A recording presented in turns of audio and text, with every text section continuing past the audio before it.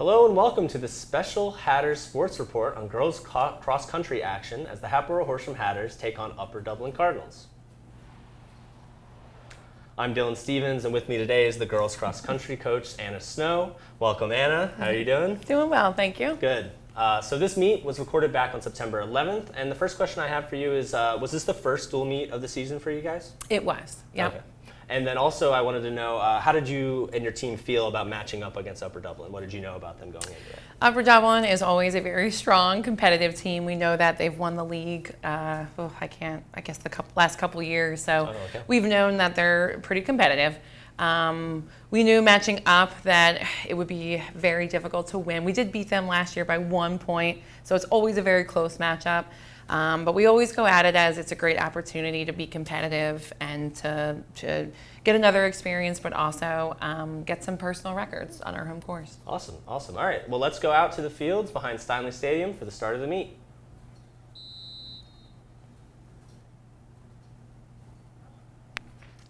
And they're off here. Lily DeCola taking the lead early. So the first thing I wanted to know, Anna, is what was the weather like that day and how does that affect the runners? Yeah, it was pretty warm, and that's very typical for beginning of the season. We're still in summer. And so, yeah, it was a very, very warm day. I would say, mid-80s, sun is shining. You can see that, not much wind. So yeah, pretty tough for a 5K. Right. So what is the ideal weather for distance running like this? Oh man, 60s. 60s. Yeah, maybe a little overcast. You expect your body to warm up about 10 degrees while running. So every runner is a little different from what they enjoy running. But I'll take a high 50 day to run. Do you know what Lily DeCola prefers specifically? She can be pretty versatile. I think a lot of girls on our team actually are as well. But she probably prefers a cooler day as well. And now she's taking the lead here, as you can see, kind of opening up the gap early in the race. So I want to know what the strategy is for racers in general, maybe not for Lily specifically here, who's breaking away kind of in her own category at this point. But just in general, could you tell me kind of what the strategy is throughout the race for distance? Yeah, for distance, I mean, for cross country, I think you've got 3.1 miles that you've got to race. You don't want to burn all your energy in that first 100 meters. This is a dual meet, so you don't have, we had 25 runners that day. But the girls do want to practice getting out strong, getting out and getting their position early. They're making that left turn after about 200 meters, so you want to get out, get in a good position so you're not taking that turn super wide. And you want to get in with the pack, that you want to be with. Again, not going out too fast, but not too slow. You kind of want to jump start into that race.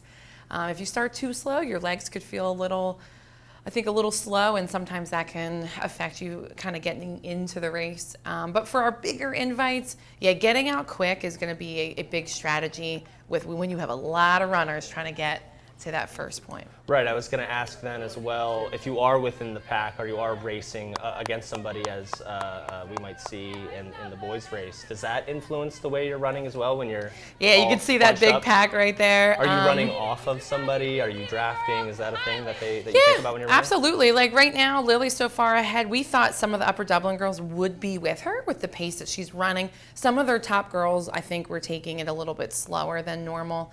So was Lily, but that created that pack of about 10 girls. So absolutely, the strategy for our next 3 runners was to be with that Upper Dublin pack and absolutely allow them to lead and allow them to kind of take you through at least that first mile and a half.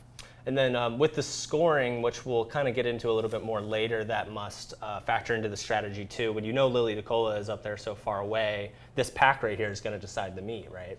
Yep, so your top 5 runners are your scores, and whatever place they get is the amount of points they get for the team. Lowest score wins.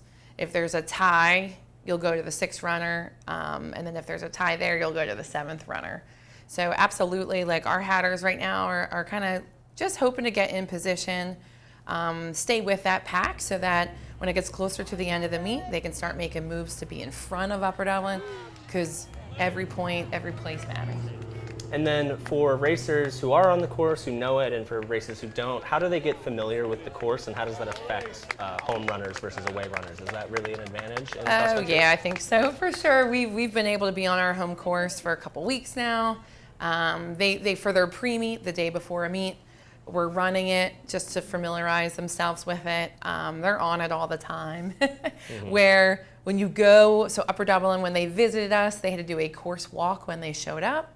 So that takes some time and some energy, walking the course, learning it, knowing where to turn, where the mile markers are, the start, the finish. I mean, that can take up a lot of mental energy, where the home course, you don't have to worry about that on race day. Right. Lily DeCola here coming up for the finish, kind of all on her own. As you can see, nobody even in the rearview mirror. And then something funny as well about this, as she finishes up her race here, she does not stop. She just keeps on going. Yeah, Lily is training. She is looking to be one of the top, 3 runners in the state. She's hoping to be undefeated this season. And so for her in her training where we were, she was continuing on to do an extra mile. So she was tempoing that day. Wow. And so That's that was just impressive. part of her workout plan. Yeah. Right. Okay, well, that concludes the end of the competition. So let's take a look at the top finishers. From Hatboro-Horsham, we have Lily DeCola up top, and then the top 5 finishers, the rest were from Upper Dublin. Leah Boland with a time of 21:25 for Hatboro-Horsham, Lily DeCola 19:08 with the lead. So those are the individual results. Now let's take a look at the team results. You can probably take a guess. Final results, first Upper Dublin with 20 points, and in second place Hatboro-Horsham with 35. So that will wrap it up for today's Hatter Sports Report on the girls cross country meet versus Upper Dublin. I want to thank Coach Snow for joining us today. Thank you very much. Thank you for having me. Yeah, and for Coach Snow, I'm Dylan Stevens reporting for HHTV. Thanks for watching. See you next time. Go Hatters! Woo.